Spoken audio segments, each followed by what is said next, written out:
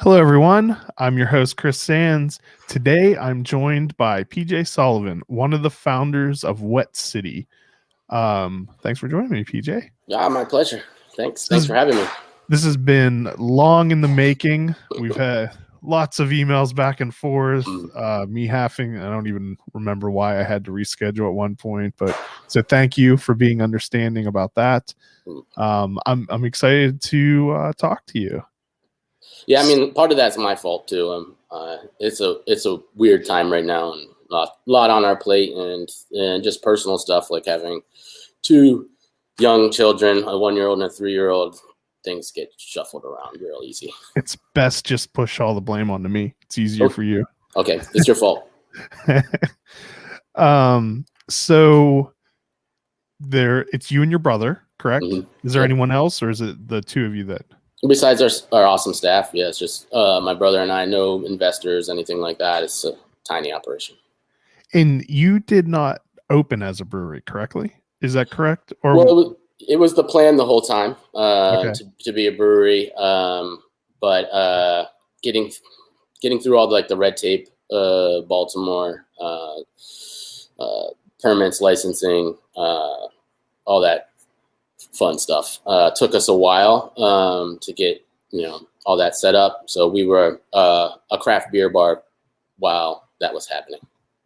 How long did you operate just as a craft beer bar before the brewery section was kicked off? 2 years sounds about right. Okay, that's my vague recollection was around that. Mm-hmm. I mean, we had collabs during that time and stuff like that. But you did the Kushwa joint collab. Yep. During that time, correct? Mm-hmm. Yeah.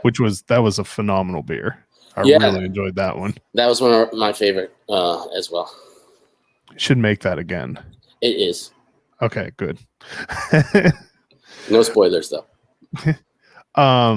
So what were you doing before Wet City became a dream?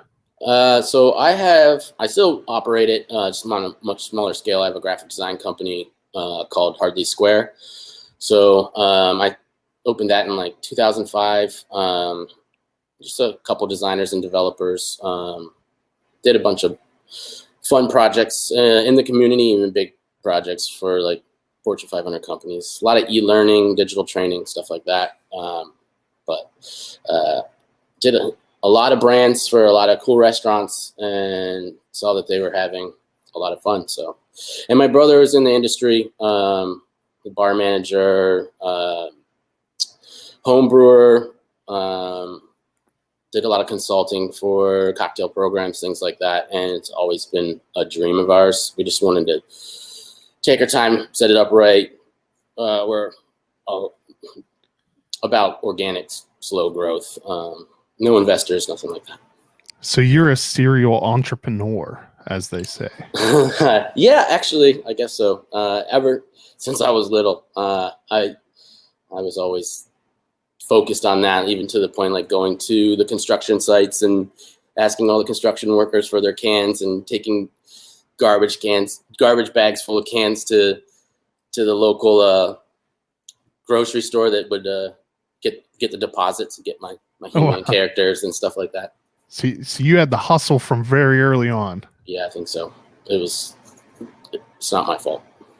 So how does the hospitality restaurant brewery life compare to running a graphic design firm? It's a lot more on your feet, a lot more moving around. I'm not sitting behind a desk 24/7. I think that's the biggest difference. A lot more interaction with people, not in these times, but in general, that's the part I really love. Did you do any home brewing beforehand too, or was that just your brother's thing? No, it's just my brother's thing. I mean, I helped with drinking the beer. Does that count? Oh yeah, I mean that's an important part of the process. Cool. That was my role. I mean, and you can't just dump it. So Yeah, somebody's got to do that job. So right now, then that's part of the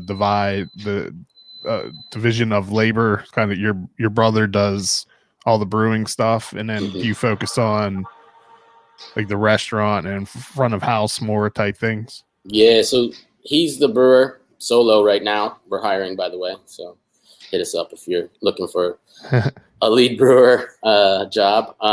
Yeah, he's solo right now. We're trying to slowly ramp up the brewery. Got a couple more tanks and whatnot, so he's going to need some help. But yeah, solo, busting his butt 24/7, literally. And I do like the branding, social media, all the business, and managing front of house stuff. What size brew house do you have? So we have 5 barrel tanks, and we only have 5 of them. Okay, so it's really small operation right now. Just so he's brewing often. Yeah, well, yeah. And you have plans for a canning line, if I remember correctly, right? Yeah, so we have it. We just got to install it and get it running. So that's coming. Got all the designs for a lot of the series product lines that we do, all set, ready to rock. So that's the exciting part for me. That was one of the main draws for me, was branding beer and the sales channel and selling a product versus a service. There was I need to look it up real quick. There was some beer that you released recently that looked really, really good.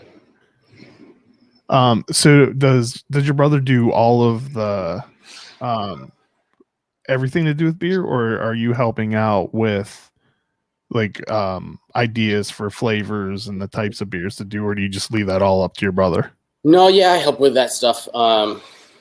It's making out with raspberry funfetti cake. Yeah, that one is really popular right now. It's still around.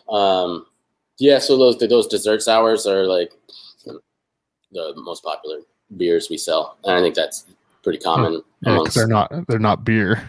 I mean, you have a really wide audience to choose from. The people who love sugar is a pretty big pool to draw from. Yeah, it's been interesting, surprising to see the sweet palate and how popular that is. I mean, I'm not a hater in any way, shape, or form. I think beer should be fun, and if you enjoy it, that's the most important part. I mean, anything I say making fun of that, I'm making fun of myself, because I'm sitting right next to a beer fridge full of them. Yeah, I enjoy them every once in a while too. I mean, I prefer the more sour ones, and I prefer barrel-aged sours, but I drink all of them, and I enjoy all of them. Scrolling through your Instagram feed, the food there looks phenomenal too. That's something that we spend a lot of time on, and is important to us. I'm a foodie at heart. I love going to restaurants. I love sitting down and trying new things, like something on the menu that's like crazy. That's what I'm all about. But yeah, it's a big part of the process here. I really want that hot chicken and buffalo chicken sandwiches. The hot chicken sandwich is the most popular item. That and the Oklahoma burger. Cheesesteak's catching on now because of carry out and all that. But are you able to do dine in there now, or I don't know what the restrictions are in Baltimore at the moment? We're able to, but we don't. Okay. That was a conversation I had with the staff, and are you guys comfortable with this? No. So we're not going to do it. I mean, in the beginning, I wasn't comfortable with it, so it wasn't a big deal to me. But we do carry out and delivery and outdoor seating. Okay. But until we're all vaccinated and the numbers start coming down, and they feel comfortable with it, because I mean, at this point, they're like family, they're friends. So I'm not going to put them in any kind of position that they're not comfortable with. Where in Baltimore are you located? Mount Vernon is the neighborhood. It's like the cultural district. That's where the art schools are, a lot of the art museums. The BSO is there. Brewers Art's there. You're right by Relief? Yep, they're our neighbors. That's a pretty cool neighbor. I need to come out. And yeah, you do. How long do you think that Funfetti Sour will be on tap? No, there's like probably like 40 pours left. So I better get there soon. Yeah. All right. I gotta make it out there because that actually your whole mango feels, that was also one that because I love mango and beer. Cool. Yeah. They just belong together. Yeah, it's more of a subtle fruit flavor. That's why I kind of like mango in beers too. All right, let's take a real quick sponsor break, and then when we get back, I want to know why it's called Wet City. That's a big a question that's asked a lot. We will be right back. If you haven't heard about our beer dinners, well, now you have. Typically, the last Tuesday of each month, we partner with a local brewery and craft an exclusive 5-course dinner. Each course is thoughtfully paired with some of the finest craft beer available. You'll meet the brewery, enjoy memorable pairings and service, and have a damn good time. Like us on Facebook to stay in the know when tickets become available, because they will sell out quick. Idiom Brewing Company proudly offers a delicious variety of beers to satisfy the most discerning tastes. Best known for their wide array of IPAs, delicious fruited sours, and robust porters and stouts, Idiom prides themselves on continuing to innovate, utilizing new and experimental hops, local ingredients, and unique flavor profiles. Idiom has a simple goal in mind: to bring people from all walks of life together to enjoy themselves and each other. Idiom Brewing Company is located in downtown Frederick, just south of the intersection of East Street and East Patrick Street, with ample seating and directly on Carroll Creek. All right. Why the name Wet City? So, little known fact is that Maryland was like the only state during the Prohibition to be like, F you, we ain't doing this. So it was like a wet state, and Baltimore was a wet city. And it's kind of like a attitude that we like to have about like rules and having fun. So that's kind of why we took on that name. Also, my brother is really into cocktails, and he has a blog called Post Prohibition, and so kind of like graduated from there. And he was using that name for his homebrew with his buddies. So and they won a bunch of awards with like during like the Nepenthe homebrew competitions and stuff like that. So we were like, should we just keep it? It's pretty edgy. Let's go with it. What is his favorite cocktail to make? Do you know that? This is the how well do you know your brother portion of the interview. I know him pretty well. We've been best friends forever. I'd probably say an old fashioned. I know that sounds boring. I probably should say something a little more fancy or something. But he likes bourbon. Like we both like bourbon a lot, and that's what we drink. My favorite cocktail is whiskey over ice. I was gonna say that, but then I was like, I should probably say a cocktail. So who makes his favorite spirits? So Willett was probably our first distillery love. Willett and Buffalo Trace.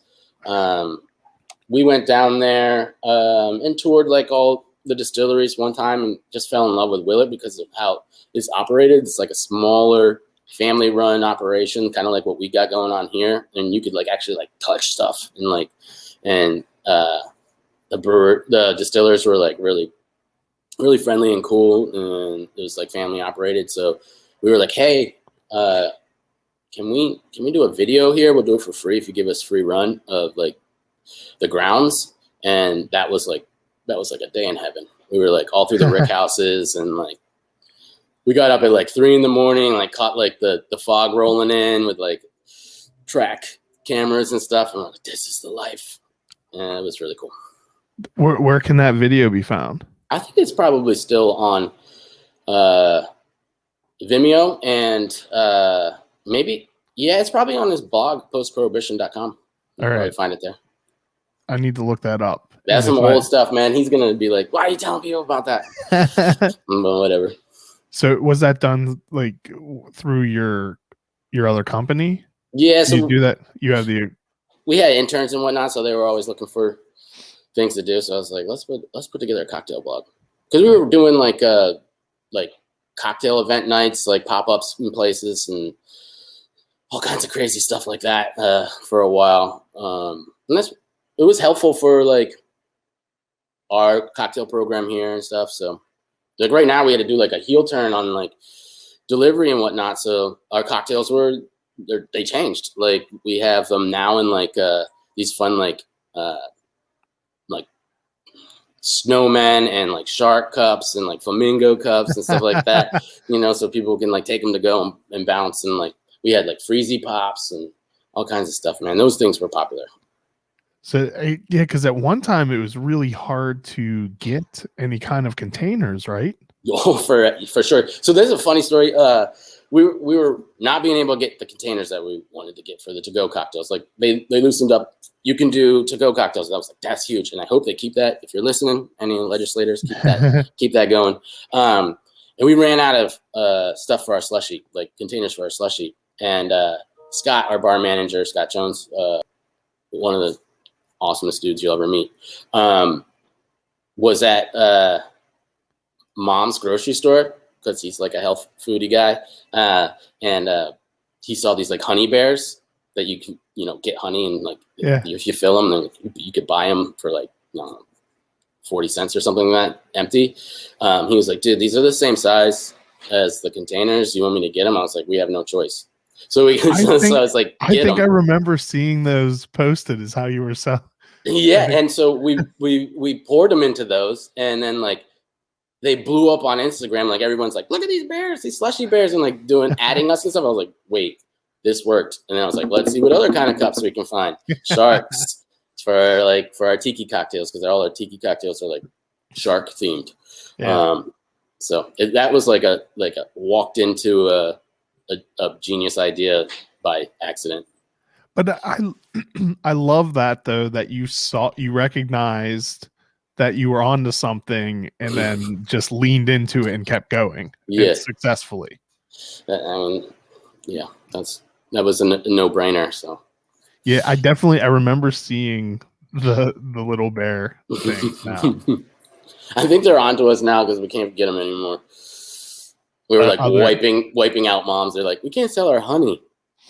I'm like, sorry. Scott would come back with like 4 cases. Yeah. I don't care about your honey. I got booze to sell. It's still a ferment. Yeah, there's the horse, the rainbow, cactus, and there's the honey bear. Mm-hmm. Oh, that's funny. Yeah. Have to-go cocktails been very popular? Oh yeah, for sure. More popular in like the warmer months, but yeah, for sure. To-go cocktails are awesome. I know my wife has had me go pick up there's a place in Frederick that just sells it like it's in a bag. She's had me like the Capri Suns where you stick the straw on the bag. Yeah. We looked into those for sure. I picked her up her adult Capri Suns. Hey, ain't no shame. Oh man, your Instagram feed is beautiful. I don't know why your photos don't show up for me often. I miss a lot of this beautifuln's. Yeah, man. You gotta start liking our stuff so that the robots know that what kind of stuff you like. I admit, I'm just gonna go on a liking spree later. Thanks. Thanks for that. Have you been able to operate and stay fairly busy for COVID, or has it been a big struggle? No, I mean, knock on wood, nobody has ever gotten sick, so that's really good. Everyone's been healthy. I mean, obviously sales are down big time, but we're treading water here. Like I said, we pivoted as fast as we could to put our product more in a carry out delivery kind of fashion. It's a lot more work staying creative and staying interesting.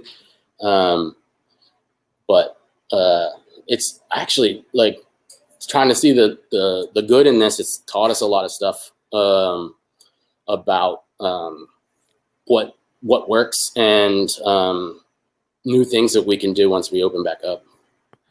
Yeah, I think for a lot of businesses, it was a very painful way to learn a lot of good things. Yeah. Like there's going to be good that comes out of it from you, like businesses being forced to put things into place that are going to help them in the long run, that unfortunately it had to be done that way, like through a global pandemic. But on the other side, like you're going to be stronger.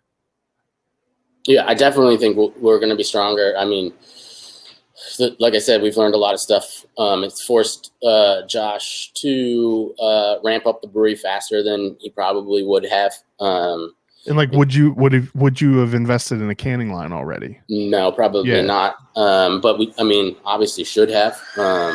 Talking to like the other breweries about it and stuff like that, they're like, yeah, you have to. It's been super beneficial to our business and our brand to get our beer on liquor store shelves and whatnot. So, I mean, for me, that was always something that was something that I wanted to do, was like to sell a product and brand that product and go out and shop it. But the main thing is, just sitting at the corner of my bar and enjoying the space, being lively and seeing people have fun and enjoying themselves. And I miss that so much. I cannot wait until we're through this pandemic and I can do that again. Just sit at the corner of my bar and enjoy the space. I heard May on the radio. This morning they were saying that most Americans should be vaccinated by the end of May. Yeah, that sounds awesome. I'm down with that. I think I can make it to May. My breaking point is close, but yeah, I think I can make it to May.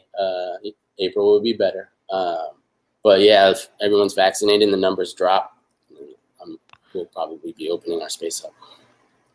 I would think like the designer in you definitely like really wants the ability to create art on your labels like you have the art on the outside, your brother has the art on the inside. Mm-hmm. That's definitely like one of the main driving forces to jumping into this initiative, was branding beer labels.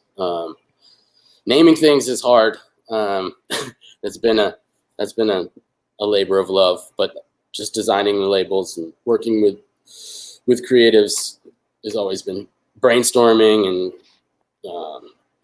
creative sessions. I mean, I do that with the chefs and creating stuff there, and I do that with Scott, the bar manager, about cocktails and stuff like that. That is like that's where I'm vibing when those moments are happening. I mean, I have a million ideas for beer names that I think are good, so feel free to hit me up. Yeah, because I've hit walls. I mean, I'm like, what am I gonna name this? And it's a process. Yeah, it's usually like I'll just be doing something and some stupid reference will come into my mind, and I'll be like, oh, that would be an amazing beer name. Yeah, I do that all the time, and then I'm like, that's dumb. You gotta push this. You gotta push this more. Let's take another real quick sponsor break, and then I have some more questions about just like your beer in general, and then I don't know, I guess we'll just talk about Wet City some more. So we will be right back. There are many reasons why I have chosen District East for where I purchase beer. I love the flexibility of being able to make a custom 6-pack or take home a crowler from one of the 8 beers on tap. Their friendly and knowledgeable staff do an amazing job at keeping a diverse selection on hand. You can even purchase artwork from the monthly featured artist. District East is located on Northeast Street in Frederick, in the same shopping center as Family Mill and Rockwell Brewery. You can find today's beer lists on the District East Facebook page or at www.districteast.beer. To all you craft breweries, wineries, and distilleries out there, listen up. Atlantic Custom Solutions is the real deal in providing you branded growlers, ceramics, glassware, and accessories like koozies, coasters, and keychains. Their high-definition digital printing, organic ink, and low-fire process ensures your brand is printed in ultra-high definition, giving you a one-up on the competition. We've used Atlantic Custom Solutions for Uncapped branded glassware and couldn't be happier with it. Check them out. Visit www.brandmybeverage.com or give them a call at 434-286-4500 to learn more about how they can help you brand your business. Uncapped is brought to you with support from Clintok Distilling, Maryland's first and only organic certified distillery. They are well known for their award-winning gin and are rapidly growing a name for themselves for their Matchstick Bourbon and Bootjack Rye Whiskey that have both won double gold at international spirits competitions. You can visit them in historic downtown Frederick along Carroll Creek for tours and tastings. Go to McClintockdistilling.com for more information. Who was the first collab who was the brewery that you worked with first? So that was Handsome beer company. Do you remember them? So Matt Humbard is doing Patton now, but that was the first collab we did, and it was a black saison that we called Fling, and we had that when we opened up. I don't think I ever was aware of them. Was that a brewery that opened, or was it kind of like in planning, like early stages, like Patent is? I think they did a lot of just brewing in another brewery, and they were distributed by Legends for a minute.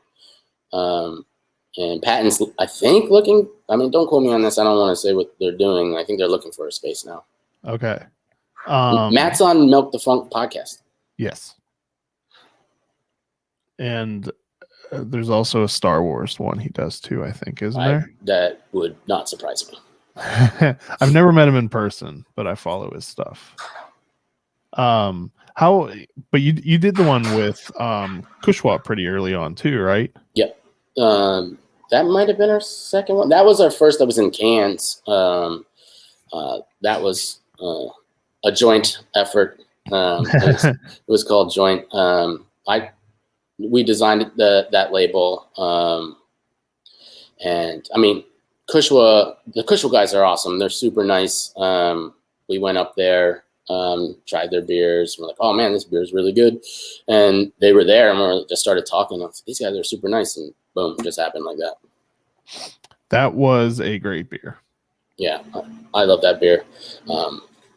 I don't think I got to try Blunt. Blunt's really good too. And I missed out on that one. The double IPA to the joint IPA. That just makes sense. So, were you hinting that you will be making those again, or I think Kushwa might be doing it. Okay. There might be a holiday coming up. I don't know. They might figure out a reason to do it. Oh, something that's happening in April? Yeah, maybe. Potentially. Possibly. That would be good timing. We'll see. I don't know. Well, I hope that happens, theoretically. Yeah. Because that was a great beer. Yeah. I think that was their first can release. Yep. It was both of ours first can release. So that was the kind of special beer for us. They did that one, and then their second one was Peace Among Worlds. We did another one with them that was Three's Company, and that was with Elder Pine and Kushwa and us. I think I have a can of that still. That I didn't. Are you one of those guys that keeps a beer forever? An IPA, I should say. I'm one of those guys that gets a lot of beer, and like things end up just pushed to the back of the fridge that I'll find. Yeah. And I'm pretty sure that is one of the ones I saw recently. It's probably delicious right now. I'll try it. I like my IPAs aged. I age my IPAs, and I prefer my fruited sours kept warm. Mm. You're a different cat. So you listed Willet, and I did find that video. So I'm gonna sweet. watch that, and I'm gonna put the link to that in the description of this episode, so everyone can see it. Cool. Are there any? You're like a journalist, man. You're like digging stuff up and doing all this like journalism. And it would probably really work well if I did it beforehand. Well, but that would require. You didn't know. Are there any local distilleries that you guys use a lot of their product for, or are you mainly just using the big ones? That's a good question. So, yeah, I mean, we use a lot of the local spirits. Trying to think off the top of my head, that Epic whiskey is really good. From Baltimore Spirits Company. Yep. Man, why is my brain working? Let me look over here. You need to get some McClintock if you don't have that. I don't. You need that. Yeah. Okay. You got any other suggestions? I'm all ears. That's my main one. Okay. I mainly just drink whiskey or gin. I really like gin. Those two are my two favorite places for that. I'm on the same page too. When you move into rums, there's several places throughout Maryland that I like. That like Lion makes really good rum. Why can't I think of their name? Miscellaneous Distillery makes good rum. Okay. And then in Frederick 2, 10th Ward has a bunch of good stuff. So like there's a lot of good spirits being made in Maryland now. Sweet. And Virginia has a few. Was it Copper Fox? There's that. Then there's Catoctin Creek. That's the other one. Yeah. But I highly recommend, and it's not just because they're a sponsor of the podcast, but McClintock. Check out their stuff. I'm on it. And they're you could have stopped there when you were at Idiom a couple weeks ago, because they're right down the street from McClintock. Let's check that out. You need to make another stroll out to Frederick. Yeah, maybe on a pit stop if another brewery happens to make joint again for a holiday that's coming up soon. Yeah, maybe. That's another thing. Like, we're just starting to like feel like I can go check out some breweries again outside and whatnot. And it's something that we've been slacking on. My brother and I is like just going out and being more part of the beer community and seeing our friends that brew that we talk to online a lot and whatnot. But I can't wait to get out and like just drink beers with the industry a little more. When we opened up, it's just Josh and I and our team, and it's just like, treading water constantly. Like, yeah, got to find time to get out there and crack some beers with some other breweries more so, and something I'm looking forward to. I went and hung out at a brewery last weekend for the first time in probably close to a year. I mean, going up to Idiom was the first time I've done pretty much anything. It's basically like go to work, come home, go to work, come home during this pandemic. I mean, even like ordering groceries delivered kind of thing. Yeah, I mean, I've stopped in at breweries while they weren't open and stuff, but like this, like it was actually an open brewery. That was new ground for me. So how is there a certain focus for beer styles for you, or specialties you have, or do you just make across the board anything people want to drink? So we've, like, when we were in that 2-year period where we were just like a cocktail bar, we were just putting on stuff that we like to drink. Obviously we try to have like one beer of like other styles, but we were known almost as a sour beer bar. And sours are probably sours and IPAs are our favorite to drink. I know Josh really enjoys making sours, especially the barrel aged sours. we're looking forward to ramping up that program. But yeah, sours, IPAs. We just made a stout. We've done Kolsch. He did like a gluten-free apple Kolsch, which was pretty awesome. Saisons. Do you have any plans to, with the canning line, then upgrade the rest of the brewing equipment, or is it staying the way it is for a little while? No, I mean we've got plans like to upgrade. It would be nice to have a bigger brew house. It would be nice to have bigger tanks. It would be nice to have a barrel program and like a sour beer room, brewery room, so we can really crank out some barrels and not worry about like cross infections and stuff like that with the Brettanomyces.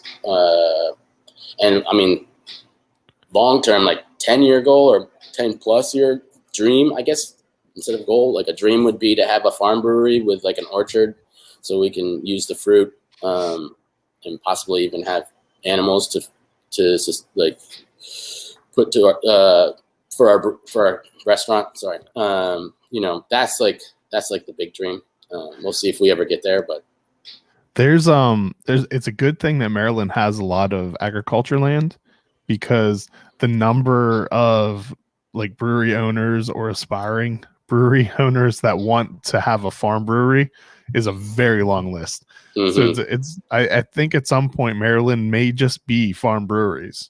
That would be cool. We could just be like the land of farm breweries. Yeah, go.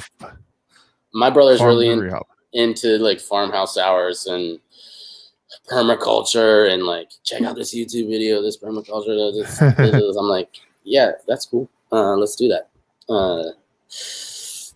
That's like the goal. I think that's also slowly becoming more mainstream too.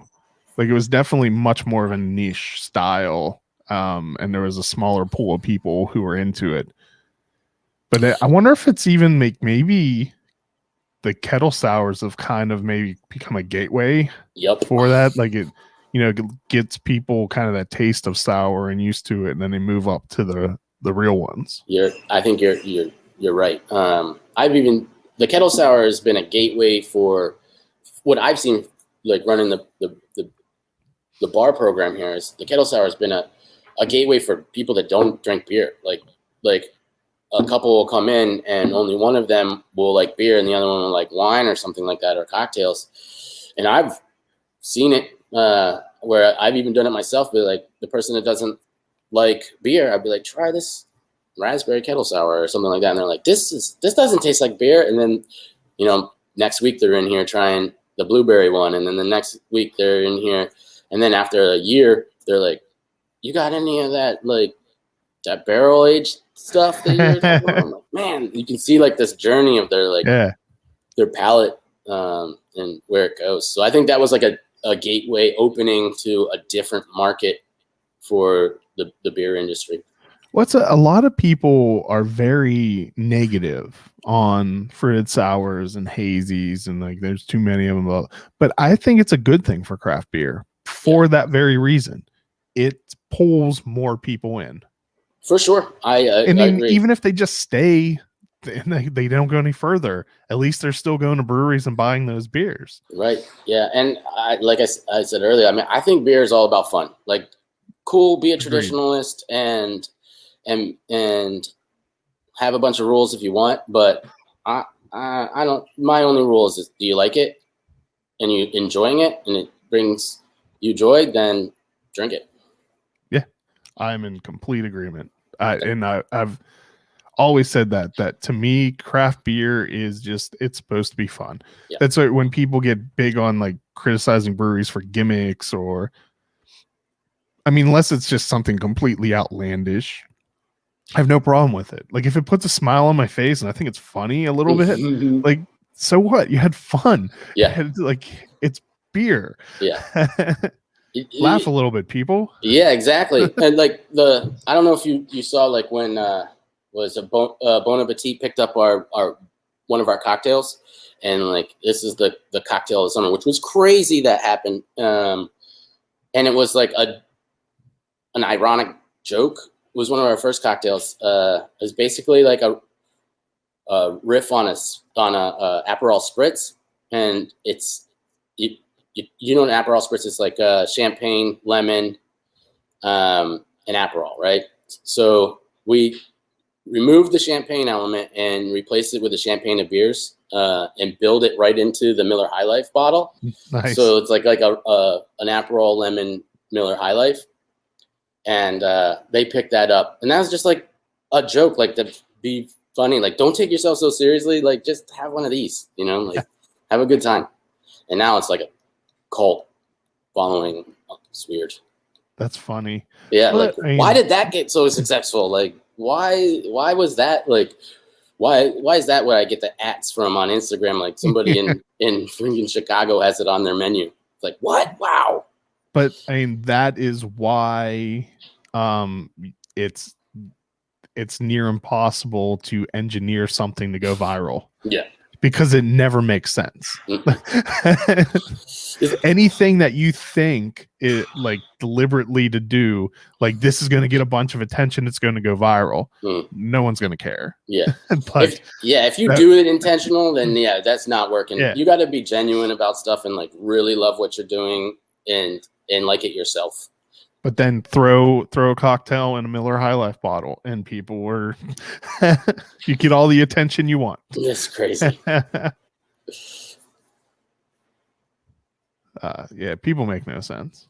But I just found a picture of that. That's hilarious. Yeah, it's a good. It's actually a really good cocktail. Like I enjoy it, especially like in the backyard after like doing some like gardening or whatnot, or on the beach or like anything. It's like it's delicious. It's refreshing. It's good.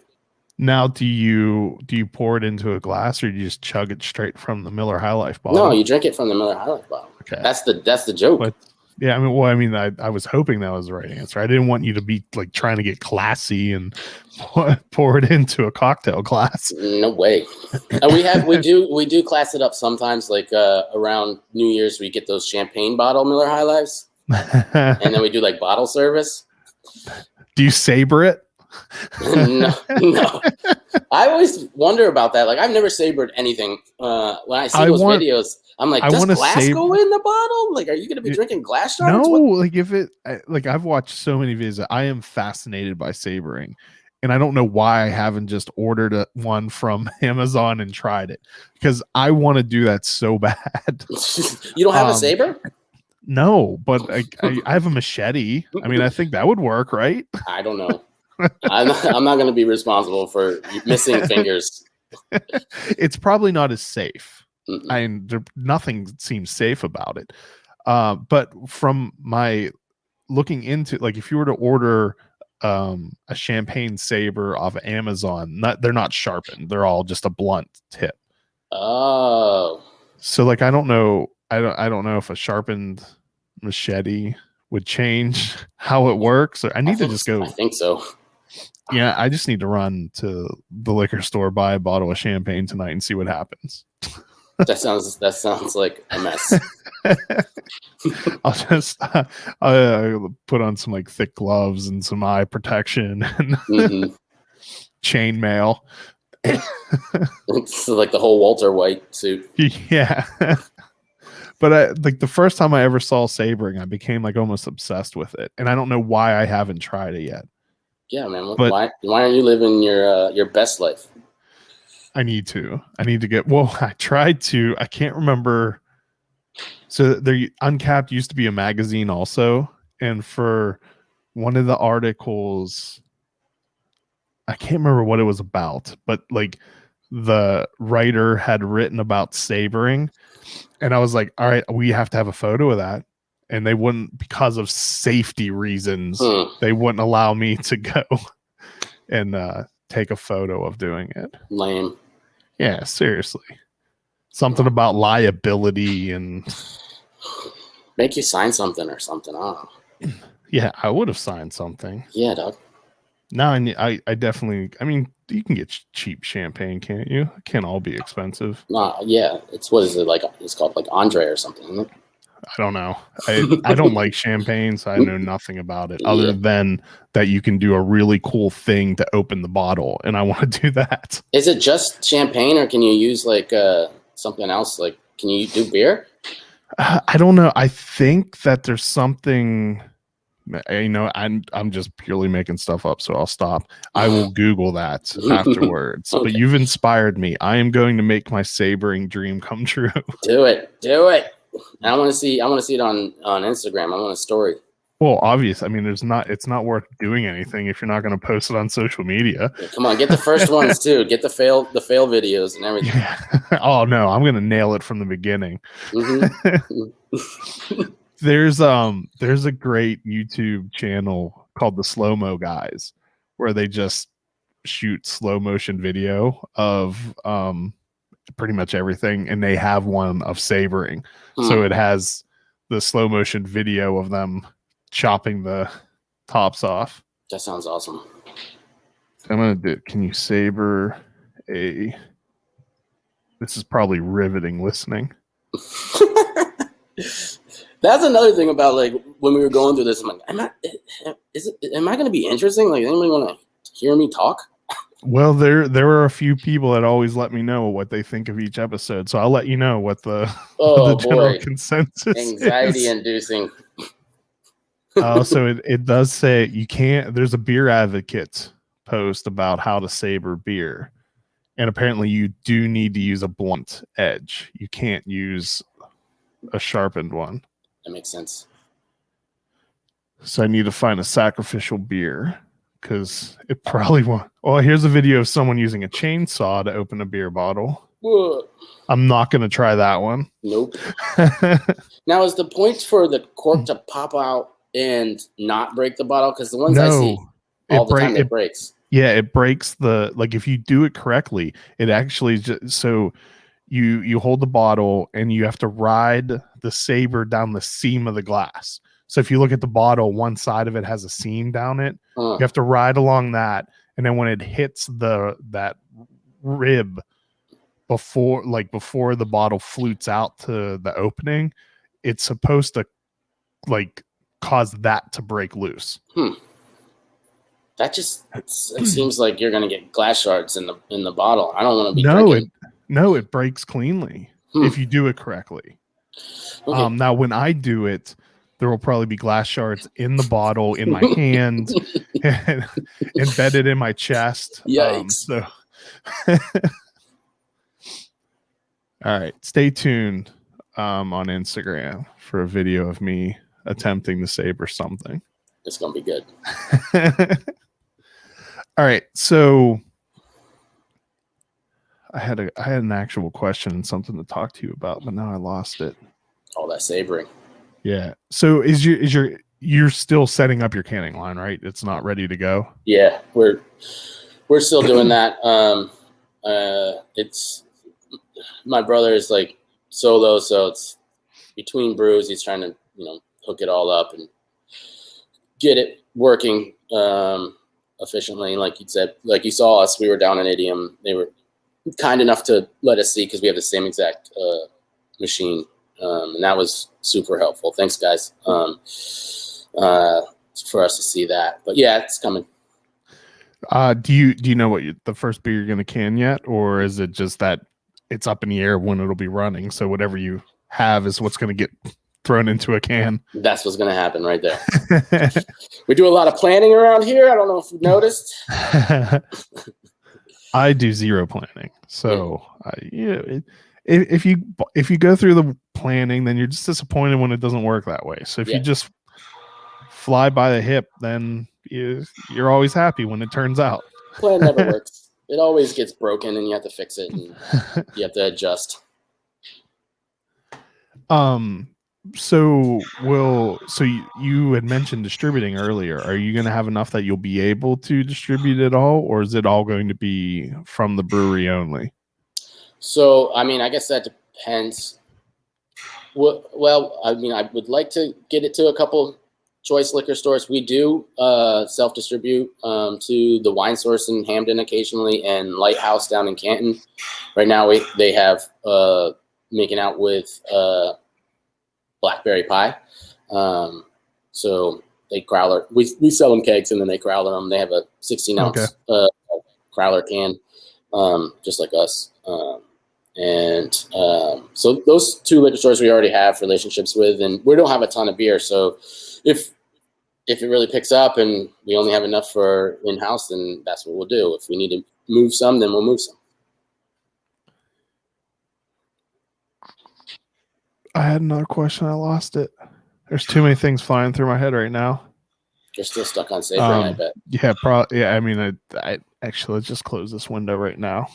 It's gonna keep distracting me.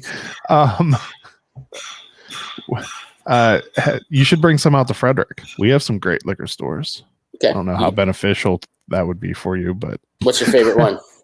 District East is where I always go. I'm gonna mark that down. And actually, they focus all on craft. They don't even carry any.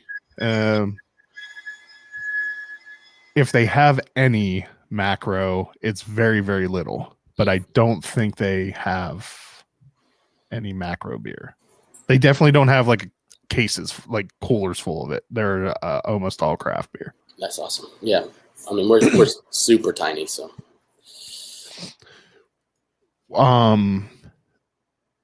Do you have any collaborations coming up that you have planned, or are you waiting for everything to settle down before you start doing that again? Yeah, I think we're waiting for things to settle down a little bit. I mean, like I said, going to Idiom was like the first time we went anywhere. So to do a true collab and be in their space and brew with them, it really hasn't been a part of the equation for us. If you could pick any brewery to do a collab with, who would you want it to be? Oof. Holy moly. Hill Farmstead? It's a good choice. No, I think that's the first one that came to my mind. I haven't had a Hill Farmstead beer in forever. Yeah, their beers are fantastic. The previous owners of the newspaper I work for had a vacation home right next to Hill Farmstead, so she would bring beer back whenever they were visiting. Another one I would say is McKellar. I'd love to do a collab with that dude. The design of the design of our bar was heavily inspired by the McKellar bars in Copenhagen. Okay. And Stockholm. When I went on my wife and I's honeymoon, we went to the Faroe Islands and then Copenhagen, and we went to Stockholm. And I walked into the McKellar bar in Copenhagen, and I was like, "What? This is a beer bar?" And it just blew my mind, like how minimal and like well designed, and it just was my vibe. And so when I came back, I was like, I want a beer bar like that. Looking at some of your merch, you could see that as an inspiration. Oh, and definitely like the Henry and Sally and stuff like that. Like yeah, that the Keith Shore's illustrations are top notch. Yeah, they're not like copies of it, but it's definitely, knowing you like that, it's definitely, you could see that as an inspiration. Yeah, I have like a bunch of Keith Shore's like drawings and whatnot in my house. I love his work. Their brand, McKellar's brand, is my fave. What is your favorite beer that your brother has made? Oh, well, I really like the Laced series, which we still have some bottles of. Laced with cherries right now, 12 years, and a Pinot Noir cherry sour, like a mixed fermentation sour might be my favorite. And the Hello right now is awesome. It's a Kvike IPA with Sabro hops. That one is really awesome right now. I enjoy the lower ABV pale ales that he does. So like a little breezy and a little woozy. I really like those. What is a beer that your brother made that you hated? Oh, I don't think I've hated any. Hate's a strong word. Least favorite? Okay, I mean, I guess we can soften it if you need to. I mean, I'm not a big like pastry stout guy, so those ones Okay. are not usually my favorites. How do you is it always a great experience working with your brother? You referred to him as your best friend forever, or do you have sibling squabbles often running a business together? Well, we've definitely had our sibling squabbles. I mean, I'm like, honestly, he's been my bud since he was born. I took him everywhere, kind of thing. Like here's my buddy. Like to the point where like my friend's parents were like, you can't bring that 5-year-old to this, and I'm like, well then I'm not going. So This is my sidekick. This is He goes where I go. Yeah. But yeah, like any brothers, you know, every once in a while you punch each other in the arm and yell at each other about something. But that kind of like honesty is helpful, I think. Well, and that in some aspects, like running a business together with your brother, like your brother's more likely to tell you that your idea is stupid. Oh yeah. And that like so there's no filter between brothers usually. So it probably is in a lot of ways beneficial. If you've come up with a really bad idea, there might be a lot of people there that don't want to tell you how bad it is, but your brother's going to tell you. Oh, and enjoy it. And he will enjoy telling me it. I mean, there's not just tell you, but relish every moment of it. There's a lot of things that were like, this is my role, dog. I'm like, and he was like, I don't think that's a good idea. I'm like, well, I do. There's a lot of things like that. And you know, he's hesitant to do some of the things, like make some of the sweeter beers, but it's a business. And I mean, I still enjoy them. I like the more tart kettle sours as much. He's the same way, but the dessert ones sell and they're good. But yeah. What's his favorites? Like, does he have a specialty? Like, what do you think he is best at making?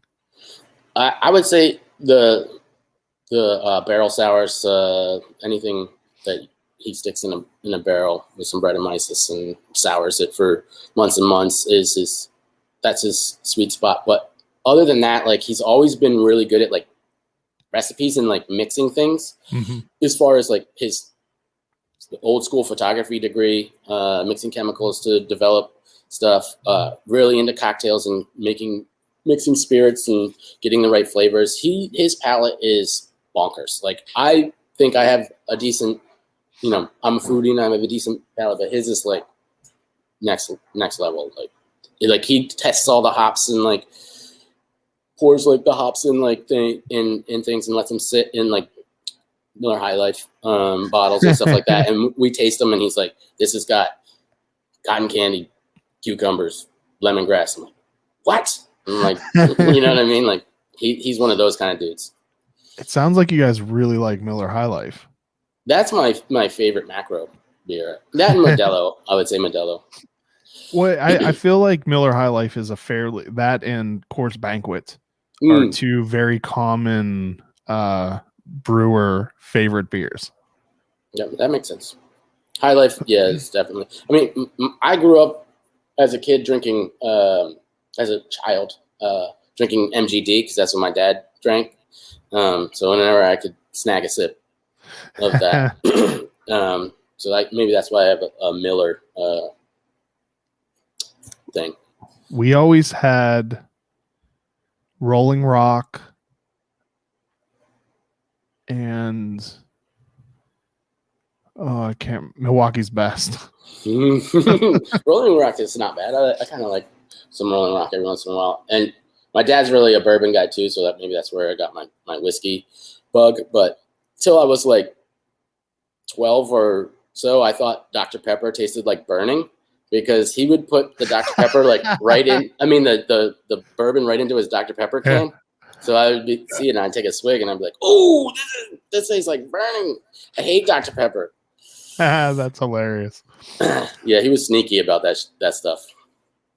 One of my favorite days ever was I was in Dominican Republic and we went on. It was called the Outback Safari, and they took you on like an old military transport vehicle out into the like up into the mountains of Punta Cana, and we toured a coffee farm and like a couple other places. It was supposed to show you like what life there was really like, and it was built like the description of it made it sound like this wholesome educational thing. As soon as we get on there, the tour guide busts open a bottle of rum, dumps out bottles of Dr. Pepper and Sprite, and filling them back up 3/4 of the way with rum and passing them around. I could barely walk after that.